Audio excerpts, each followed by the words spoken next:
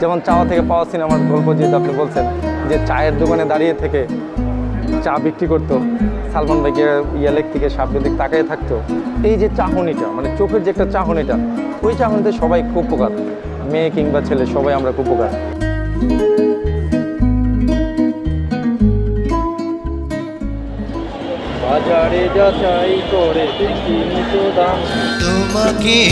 তিনি অমর চিত্রনায়ক সালমান শাহের এক বড় ভক্ত। অষ্টম শ্রেণীতে পড়া অবস্থায় সালমানের সিনেমা দেখেই ভক্ত হয়ে যান তার। সেই যে সালমানের প্রেমে পড়েছেন, সেই প্রেম আজ অবধি অমলিন। সালমান শাহের চেহারার সঙ্গে তার কিছুটা মিল রয়েছে।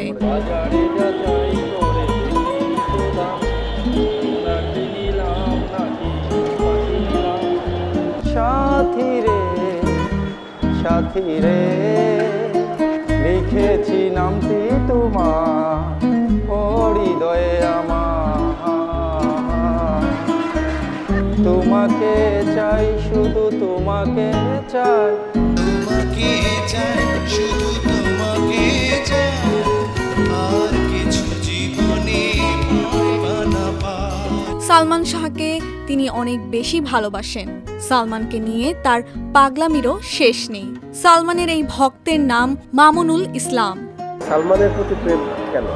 বড় ভাইদের আমি চিঠি আদান প্রদান করতাম মাঝে মধ্যে। বড় ভাই যখন প্রেম করতেন বলতেন যা তুই গিয়ে ওই চিঠিটা দেখা করতাম, আপু ডাকতাম, ওনারা আদর করতো, কেক, সিঙ্গাড়া, চকলেট ওগুলো খাওয়াইতো, খুব ভালো লাগতো। তখন মনে হতো যে আমার পাশের বাড়ির বড় ভাইটা ওনার প্রেম করতেছে। যখন ওনাদের সাথে কম্পেয়ার করতে যেতাম যে মনে হয় হ্যাঁ আমার বড় ভাই তখন লম্বা চুল রাখলো, তখন সালমানের স্টাইল করে ড্রেস আপগুলো পরতো, চাইতো। বলতাম ভাই দেখোস না তুই ওই যে তোমাকে যে সিনেমা, তুমি আমার সিনেমাতে, সেই ডায়লগগুলো মনে হইতো কি যে খুব মানে একটা মানুষজন ভালোবাসায় পড়ে, কোনো মেয়ের প্রতি ভালোবাসার জন্ম হয়, তৈরি হয়, তখন যে ভিতর থেকে যে কথাগুলো আসতো না, আমরা যা বলবো দেখতাম যে সালমান ভাই আগে এগুলো বলে দিছে। মানে আমরা যেগুলো খুঁজতাম মনে মনে যে আসলে কী বলে তাকে ওই মেয়েটাকে ইন্সপায়ার করা যায়, তখন দেখতাম যে সালমান ভাইয়ের সিনেমা দেখলে ওখানে পাওয়া যেত খুঁজে। সালমান ভাই তোমাকে চাই সিনেমাতে একটা ডায়লগ ছিল, যখন পড়তে যায় তখন যখন শাবনূরের সাথে তৈরি হয়, তারপরে সালমান ভাই যখন শাবনূরের সাথে মিটমাট হয় ঝগড়ার পরে, তখন একদিন যখন দেখা হয় তখন বলছিল যে আমি না গতকাল রাতে একটা স্বপ্ন দেখেছি। তখন বলছিল কী স্বপ্ন? পরে বলে যে না বলা যাবে না, বলে যদি মিথ্যে হয়ে যায়। তখন বলছিল আমিও দেখেছি শাবনূর ম্যাডাম। বলে কী স্বপ্ন? বললে না, বললে যদি মিথ্যে হয়ে যায়। তখন একটা ডায়লগ ছিল চোখের ভাষা বুঝেন। তখন সালমান ভাই বলছিল যে চোখ যে মনের আয়না, সে আয়নায় আমি এক মধুর স্বপ্ন দেখেছি। সেই ডায়লগটা না খুব মানে হৃদয়ে গাঁথত।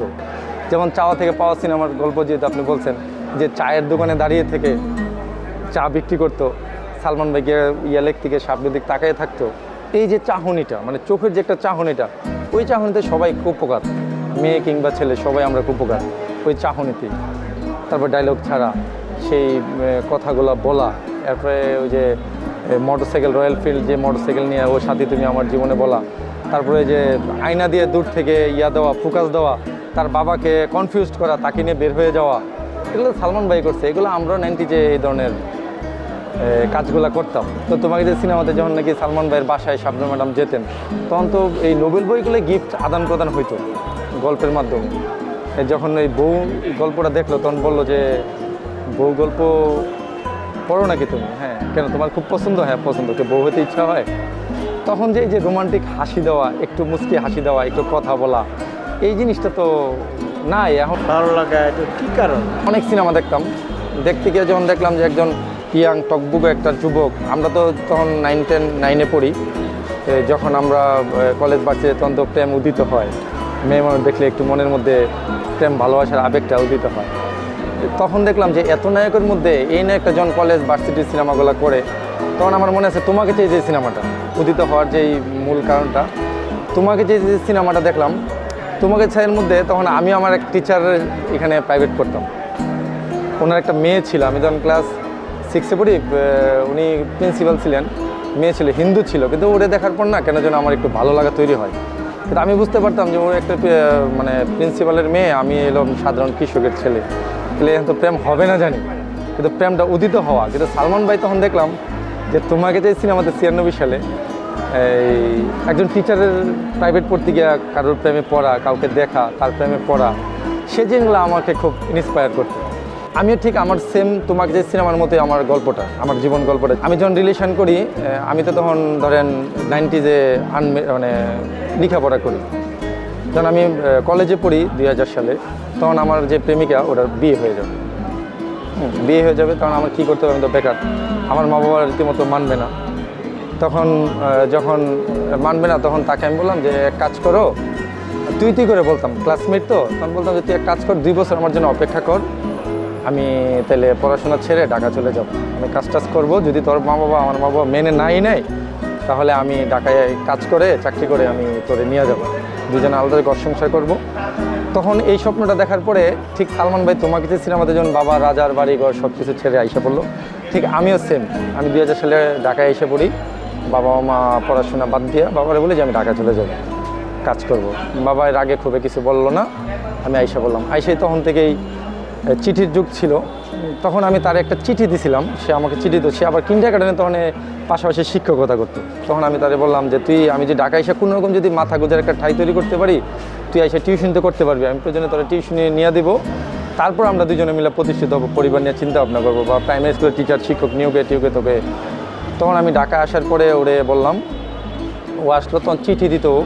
আমি প্রতি 1-1.5 মাস পর বাড়িতে যেতাম। যাওয়ার পর যে একটা ফিলিংস তৈরি হইতো না দুজনের মধ্যে, দুজনের, আপনি চিন্তা করে, মানে পুরো সিনেমার গল্পের মতো। শাবনূর সালমান ভাইকে যখন নাকি তোমাকে যে সিনেমাতে দেখলেন এই কাজ করতে যায়, যখন নাকি সালমান ভাই লাস্ট গিয়ে দেখে যে সালমান ভাই কাজ করতেছে গাড়ির মধ্যে, যখন তাকাইলেন, রিক্সাতে নামলেন, শাবনূর ম্যাডাম, সালমান ভাই তাকাইলো, তখন যে মিউজিকটা, তখন যে তাদের দুজনে যে আই কন্ট্যাক্টটা হইতো না, মানে তখন এই যে প্রথম খাড়া গেলে শিখরণ দা উঠতো, ঠিক আমাদের দুজনে আই কন্ট্যাক্টটা এমনই হতো। ও রাস্তায় অপেক্ষা করে থাকতো, ওই জন্য আমার দেখতো দূর থেকে, মানে দৌড় দিয়ে আমার সামনে যেত, কিন্তু জড়ায় ধরার মতো কোনো সিচুয়েশন ছিল না, যেহেতু গ্রাম। সালমান ভাই যখন নাকি তাকে দুজন একসাথে হওয়ার পর শাবনূর ম্যাডাম যখন বলে যে তোমার এত কষ্ট, আমি আগে জানতাম না, ঠিক এই বিষয়টা ওইও আমাকে একবার বলছিল যে তোর এত কষ্ট আমি তো বুঝতে পারতাম না, যে যদি এমন জানতো তাহলে তোমাকে আমি দিতাম না আসতে কাজ করতে, বাড়ি ঘরে এত কিছু ছেড়ে।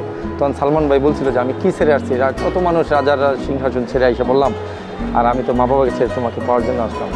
তখন চিন্তা করলাম, তখন একটা গান দিত, তুমি আমায় করতে সুখী জীবনে, অনেক বেদনায় সয়েছ, বলো না কি সুখ তুমি পেলে। তখন সালমান ভাই বলছিল, তোমায় পেয়ে পৃথিবী পেয়েছি, আমি পেয়েছি আলো, পড়েছি প্রদীপ সেই আলো জেলে। এই গানটা আমার খুব প্রিয়। জীবন সংসারের মধ্যে আমি ওই জিনিসটা আজও ফিল করতাম। সালমান ভাই মদের বোতলে ঢাইলা, পরে কোকের বোতল ঢাইলা অভিনয় করে ভিতরে যাওয়া, প্রথম দিন যখন ওয়ার্নিং দিল, লাস্ট ফাইনালে যখন যায়, তখন জন বললো যে তুমি এত দেরি করে আসছো কেন, এসে তুই মদ খেয়ে আসছিস, তোর জন্য আমি বাড়ি ঘর সংসার মা বাবা ভাই বোন সব ছেড়ে আসছি, আর তুই মদ খেয়ে আসছিস, তুই মতো করে পড়ে থাক, তোর কপালে যারো, তোর সংসারের কপালে যারো। শাবনূর ম্যাডাম ডায়লগগুলো দিয়ে যখন বলে পড়ে থাক তুই, তখন শাবনূর ম্যাডাম গিয়ে আমিও তাহলে চলে যাব, বিষ খাবো। তখন গিয়ে মধুর বোতল খেয়ে অভিনয়টা করে।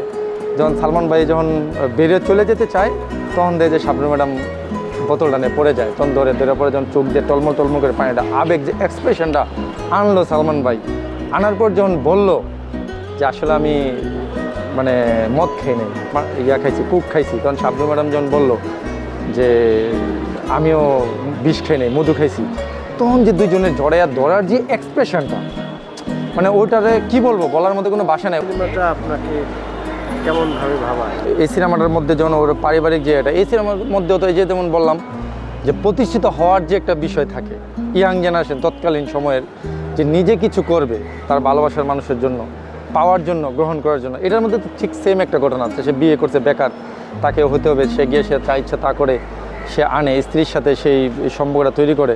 কিন্তু ওটার মধ্যে রুজি আফসারি আমার এমন একজন ফেভারিট নায়িকা। তো ওনার যে একটা ডায়লগ আছে, ওই যে এই টাকাটা যে দেয়, জমানো টাকাটা যে রাখার পর যখন ওরে যখন গিয়ে বলে, যখন সালমান ভাই একটু বসে পায়ে হাতটা রেখে যখন বলে যে আপারে তুই যে টাকাটা দিতে আসলি, তুই রুম ভাড়া বাবদ আমার টাকাটা দিতে আসলি, তাহলে তুই যে আমাকে ছোটোবেলা কোলে পেটে করে মানুষ করছিস, তুই যে আমাকে বড় করছিস, খাওয়াইছিস, বড় করছিস, তাহলে আমি কী করে শোধ করবো রে আপা? কলিজাটা ছিঁড়ে দেই তোকে কলিজাটা ছিঁড়ে দেই, আমি কি দিয়ে শোধ করবো, তুই ভাড়া দিয়ে আমাদের দেশে, আমি এই টাকা ছুঁয়ে দেবো না, আমি কোনোদিন এই টাকা ছুবো না।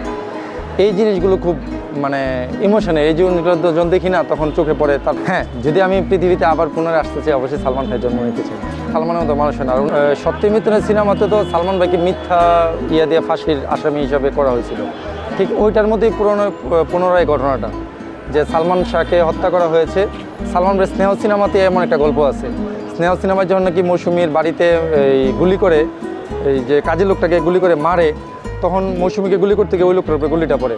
যখন মৌসুমীকে ধরে নিয়ে যায়, তখন মৌসুমীর মা মৌসুমীকে, সালমানকে যখন ধরে নিয়ে যায়, তখন সালমানের মা বলছিল, তখন মৌসুমীও জেলখানায় মেবি, তখন সালমানের মা যখনকে জিজ্ঞেস করে যে বাবা তুই যে খুন করছিস না তার প্রমাণ কি, তখন শাবানা ম্যাডামকে সালমান ভাই বলছিল, আমার এখনও স্পষ্ট মনে আছে সিনেমাতে ডায়লগটা আছে, যে ওইবারে যে কাজের লোক ওই যে মৌসুমীর নাম করে বললো যে উনি যে বলে যে ও কোন বিশ্বাসে বলে যে আমি খুন করি নাই, ওকে গিয়ে জিজ্ঞেস করো যে ও কোন বিশ্বাসে বলে যে আমি খুন করি না, আমি খুনি না তার আন্টির।